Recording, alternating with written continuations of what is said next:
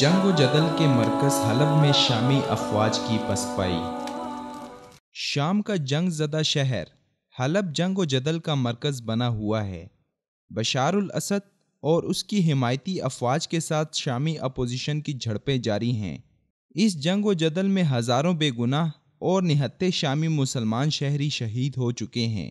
Bashar al Assad اور ایرانی افواج کی جانب سے شدید جنگی جرائم کا شکار ہونے والا شہر حلب میدان کارزار بن چکا ہے۔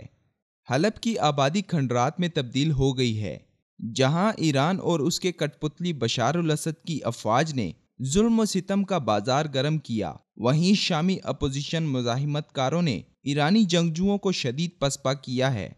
اپنے ظلم و ستم میں منفرد تاریخ رکھنے والے سفاک شیعہ دہشت گرد جنگجوؤں کو حلب میں شدید مزاحمت کا سامنا کرنا پڑ رہا ہے۔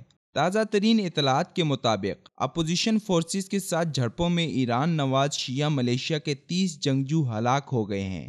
غیر ملکی خبر رساں اداروں کی رپورٹس کے مطابق شامی اپوزیشن فورسز کی نمائندہ تنظیم جیش الفتح کی جانب سے جاری کردہ ایک بیان میں کہا گیا ہے کہ شمالی شام کے شہر حلب کے جنوبی علاقوں میں مختلف کارروائیوں کے دوران ایرانی ملیشیا کے کم سے کم 30 جنگجو ہلاک ہوئے ہیں۔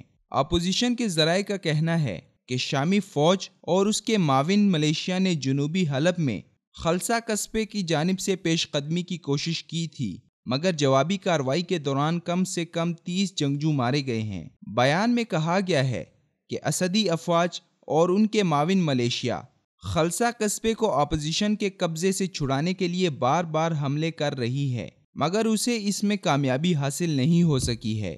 خلسہ قصبے کے مختلف اطراف میں جیش الفتح میں شامل گروپوں اور شام کی سرکاری فوج کے درمیان جھڑپیں جاری ہیں، جن میں شامی فوج کو بھاری جانی نقصان اٹھانا پڑا ہے۔ مرنے والے جنگجوؤں میں لبنانی حزب اللہ کے جنگجو بھی شامل ہیں، جبکہ حزب اللہ کے متعدد شدت پسندوں کو حراست میں لے لیا گیا ہے۔ قبل ازیں حلب کے جنوبی محاذ پر خان تمان کے مقام پر بھی خون ریز جھڑپوں کی اطلاعات سامنے آئی تھیں۔ جیش الفتح کا کہنا تھا کہ اس نے شامی فوج اور اس کی مددگار ملیشیا کا حملہ پسپا کر دیا ہے۔ اپوزیشن فورسز کی جانب سے ایرانی ملیشیا کے گرفتار ایجنٹوں کی تصاویر بھی پوسٹ کی تھیں، جو مبینہ طور پر شامی فوج کی حمایت میں لڑتے ہوئے پکڑے گئے تھے۔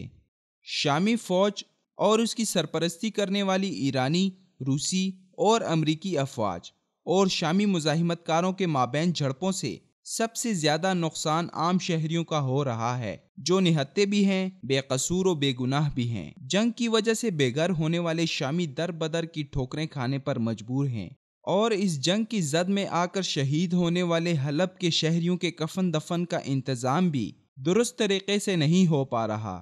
شامی فوج اور اس کے حمایتی ممالک کی افواج حلب میں ہسپتالوں پر بھی بمباری سے گریز نہیں کر رہی۔